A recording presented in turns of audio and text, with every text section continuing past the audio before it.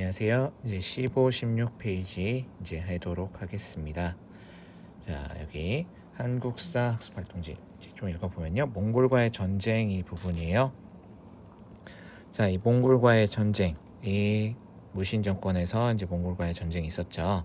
자, 이 배경을 보자면 몽골 제국이 13세기에 이제 성립이 되고요. 몽골 제국이 확장하는 과정에서 이 옆에 있었던 거란 유민애들이요, 우리 쪽으로 쫓겨서 우리나라 쪽으로 오게 됩니다. 그래서 이 여몽 연합을 통해 가지고 이 거란족을 물리치게 돼요.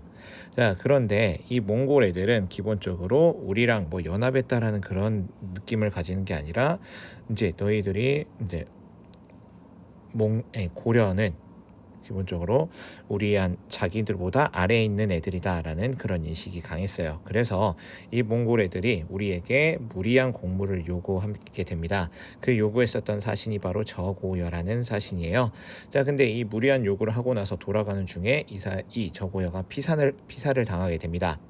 자, 이 기회를 틈타가지고, 이걸 명분을 삼아가지고 우리한테 쳐들어오게 되는 거예요. 기습적으로 쳐들어오게 되는데요. 이 박서 장군이 귀주성에서 항전을 하게 되는데, 열심히 잘 버텨내긴 합니다만, 그래도 우리는 기습적으로 당했던 거기 때문에 이 몽골이 요구한 대로의 요구사항을 듣고 우리는 강화를 하게 돼요.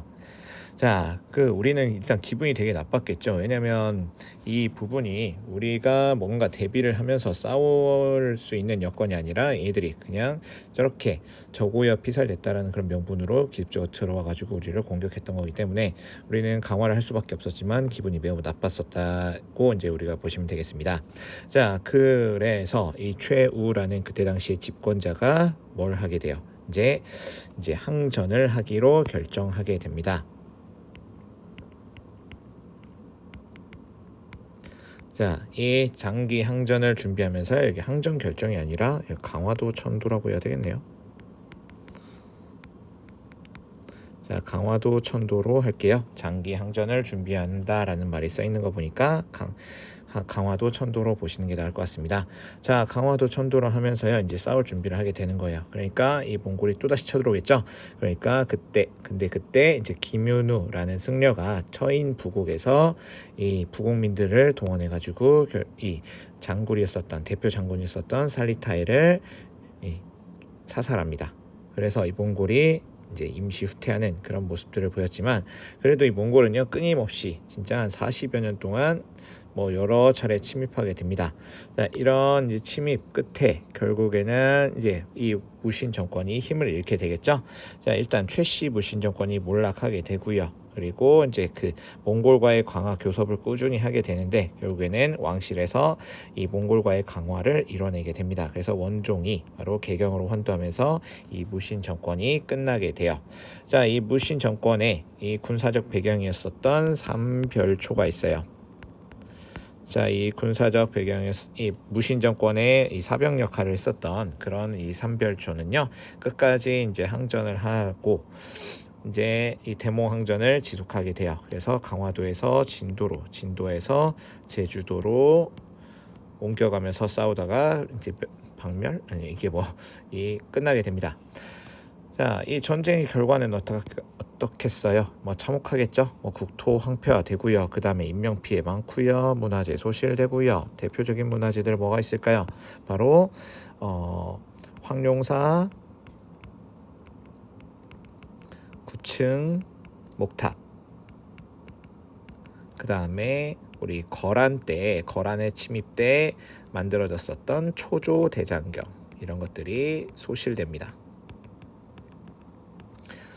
자, 그래서 이것 때문에 이 대장경이 불탔잖아요. 그래서 다시 대장경을 만들어요. 그게 바로 제조 대장경 또는 팔만 대장경을 만들게 됩니다. 자, 이 몽골이 이겼죠. 몽골이 이제 원이라는 나라가 되는데요. 이제 원나라에 이제 내정 간섭이 있게 돼요. 자, 원나라는 우리나라를 굴복시킨 걸로 그치지 않죠. 어디로 이제 또 나아가게 돼요. 자, 일본을 공격하려고 하겠죠. 일본 공격하기 위한 전쟁 기지를 우리나라에 설치하게 됩니다. 그게 바로 뭐냐면은 정동행성이에요. 자, 정동행성, 이런 것들을 이제 만들게 되는데요.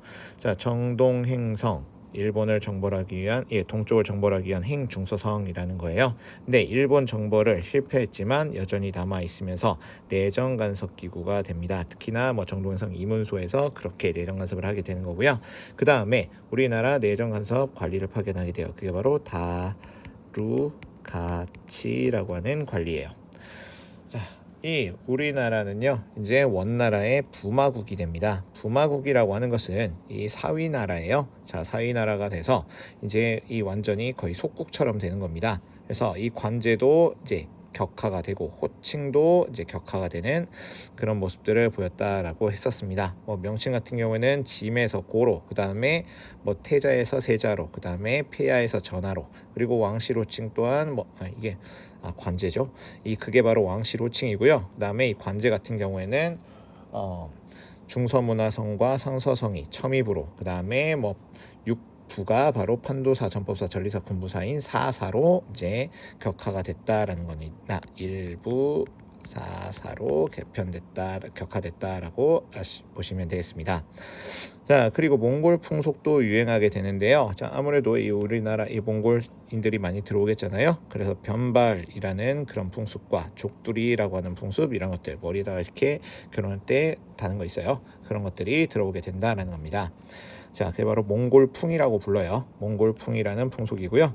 그 다음에 경제적 수탈도 있게 되는데 곡물, 막대한 곡물, 환관, 공녀 이렇게 많이 데려간다라는 겁니다. 특히나 이 공녀, 결혼하지 않은 어린 여성들을 데려가기 때문에 이 일찍 결혼시켜버려서 이제 데려가지 못하게 하는 조혼의 풍습도 있었다라는 거예요. 자, 땅도 뺏기게 되는데요. 바로 쌍성 총관부, 그리고 동령부, 그리고 탐라 총관부를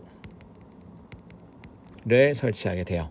자, 근데 이 동령부랑 탐라 총관부는 충렬왕 때 돌려달라고 요청을 해서 이거는 반환을 받습니다만, 근데 어떤 건 반환을 받지 못한다, 쌍성 총관부 지역은 반환받지 못한다 라는 거예요. 나중에 이거는 무력으로 탈환하게 됩니다. 자, 그리고 뭐가 성장하겠어요? 친원파가 성장하겠죠. 그런 것들 바로 뭐라고 부르냐면은 권문세족입니다. 자, 이 환관, 군인, 역관 출신 등의 친원 세력이라고 하는데, 원나라에 이제 원나라를 등에 업고 크게 이제 세력이 성장한 세력들을 바로 이런 이 권문세족이라고 불러요.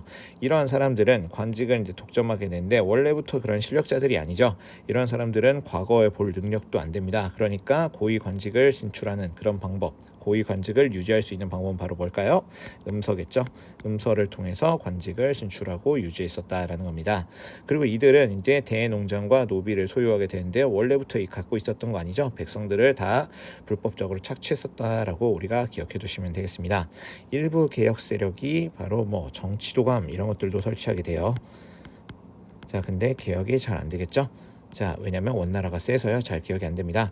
기씨 일파의 개혁 방해 이런 것들이 있는데요. 바로 뭐냐면 뭘 이용하여 개혁을 방해했다라는 건데 뭘까요?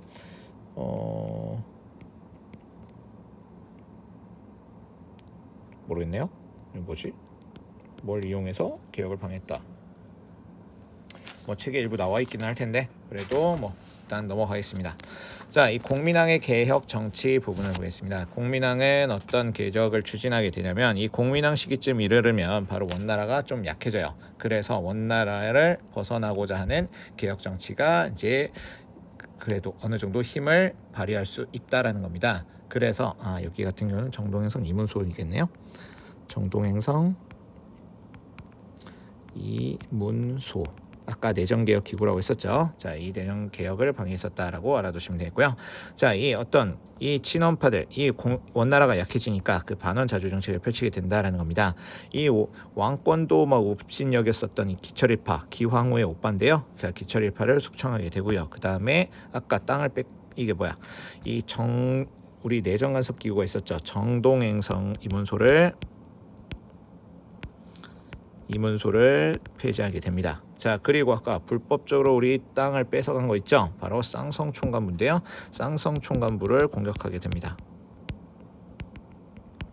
그래서 전력 이붕의 땅을 회복했다라고 알아두시면 되겠고, 그다음 관제 회복식 회복하고요. 몽골풍도 금지하는 그런 개혁을 추진하게 됩니다. 자, 내부적으로도 뭘 개혁을 하게 되냐면 여기는 정방이에요. 정방이라고 하는 것은 바로 뭐였어요? 이 최우 시기에 설치했었던 인사권이죠. 인사권을 독자적으로 행사하는 그런 기구를 폐지하게 되고요. 그 다음에 신진 사대부를 기용하게 됩니다. 이 신진 사대부들은 바로 이 성리학으로 무장되어 있었던 그런 인물들인데요. 이렇게 부조리하고 부정의한 누구냐? 권문세족과 어찌 보면은 가주 천적의 인물들이겠죠. 그래서 신진 사대부들을 기용해서 개혁을 했었다. 아니, 그들 권문세족을 견제했었다라고 알아두시면 되겠습니다. 자, 그리고 여기 신진 사대부가 아니겠네요. 가만히 보니 신돈이겠는데요. 자, 신돈이네요. 여기는요. 자, 신돈입니다. 이 불법, 이 밑에 이렇게 화살표가 있는 거 보니까 그래요. 불법 소유된 토지, 그 다음에 노비를 해방시키는 이제 그런 역할을 했었는데, 어떤 기구를 운용하게 됐었냐면은 전민 변정도감입니다. 자, 이 설치해서 운용했었다라고 알아두시면 되겠고요. 여기 뭐 플러스 아까 신진사대부들을 이제 적극적으로 이제 뭐 등용했다라고 하시면 되겠습니다. 등용, 글씨가 날아가네요. 자, 결과적으로 실패하게 되는데요. 실패 원인 같은 경우에는 뭐 공민왕이 암살당해요. 자, 그리고 뭐 고문세족들이 반발하게 되는데요. 뭐 이 뭐라 그러지? 그렇습니다. 고문세족이 뭐 압박했다 뭐 그런 내용으로 써줘서 나쁘지 않겠네요. 자, 이 고려 왕조의 멸망 부분을 보겠습니다. 고려 왕조는 어떻게 멸망을 했느냐? 조금 이제 간단하게만 볼게요. 자, 여기 신진 사대부가 성장하였다라는 겁니다. 뭐를 통해 경계에 진출하게 됐다라는 건데요. 뭐지? 과거겠죠? 과거를 통해 정계를 진출했고 개혁을 주장했고, 그 다음에 누구 때 정계에 진출하게 되냐면 특히나 공민왕이죠. 공민왕 때 정계에 진출하게 됐다라는 겁니다. 자, 권문세족과 대립하고 명나라와 친할 것. 명나라라는 나라는 이 정통의 한족의 중국이에요. 그렇기 때문에 특히나 이 정통, 명분, 원칙, 의리 이런 것들을 중요시했던 성리학자들은 명과 화친을 매우 주장했었겠죠. 자, 그리고 외적이 침입하게 됩니다. 바로 홍건적이고요. 그 다음에 왜구예요. 이런 애들이 이 고려 말에 계속 쳐들어오게 된다라는 겁니다. 이런 애들을 격퇴하는 과정에서 신흥, 무인 세력이 성장하게 돼요. 이성계와 뭐 이제 최영 이런 인물들인데요. 자, 이런 인물들이 이제 성장하게 됐다라는 겁니다. 자, 이 신진 사대부와 이제 이성계가 뭐 결탁하는 그런 뭐 계기가 되기도 했었던 게 바로 외적의 침입이다라는 건데요. 자, 아까 또 이 이후에 어떤 모습을 보이게 되냐면은 이런 새로 등장했었던 이 명나라가 이 천령 이북의 땅을 요구합니다. 그 명분은 바로 뭐냐면 명나라가 원나라를 이었기 때문에 원나라가 가지고 있었던 그 전에 가지고 있었던 땅들은 다 명나라 거다라는 거예요. 그러니까 내놓으라라고 하는 건데, 이 우왕과 최영이 그거에 대해서 반발을 하게 되죠. 그래서 오히려 명나라를 치자라고 하는 요동 정벌을 는 그런 계획을 세우게 됩니다. 자, 근데 누가 반대해요? 이성계가 반대하게 됐다라는 겁니다. 둘의 충돌은 일어날 수밖에 없겠죠. 자, 그런 것들이고요. 자, 조선은 이제 이런 이유로 이제 건국이 된다라는 겁니다. 이성계가 결국에는 이 우왕과 최영이요, 이 요동 정벌을 추진하게 돼요. 근데 이성계를 이제 보내게 되는데 이성계는 가다가 돌아와 버립니다. 그게 바로 위화도 회군이죠. 자, 위화도 회군을 한 후에 이 자기가 싫다고 했었는데 계속 보냈었던 최영 제거하고요. 그 다음에 우왕, 청왕 제거하고 공양왕을 옹립하게 됩니다. 그리고 자기의 반대파를 축출하면서 정권을 장악하게 돼요. 자, 그리고 이성계와 그 다음에 원래 신진사대부가 연합을 했는데 이 신진사대부들 중에서도 이 급진개혁파와 손을 잡게 됩니다.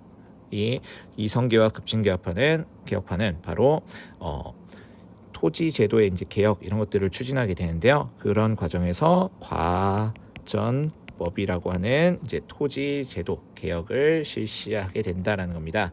그래서 경제권까지도 장악하는 그런 이제 실제적인 모든 권력을 다 장악하는 모습을 보였다라는 거고, 결국에는 이성계를 추대하고 새 나라를 만드는 그런 모습들을 보였다라고 보시면 되겠습니다. 자, 뭐 주도권 장악했던 세력들을 표로 정리해보자라고 하는데요. 뭐 고려 중기, 무신집권기, 고려 후기 뭐 이런 거 있는데 문벌 귀족이겠고요. 그 다음에 무신이겠고요. 그 다음에 뭐겠어요? 권문세족이겠고 신진사대부겠고 뭐 이러겠죠. 자, 뭐 이런 애들을 조금 밑에 정리해도 좋을 것 같습니다. 딱 여기까지 일단은 한 장이네요. 자, 그러면 일단은 쉬겠습니다.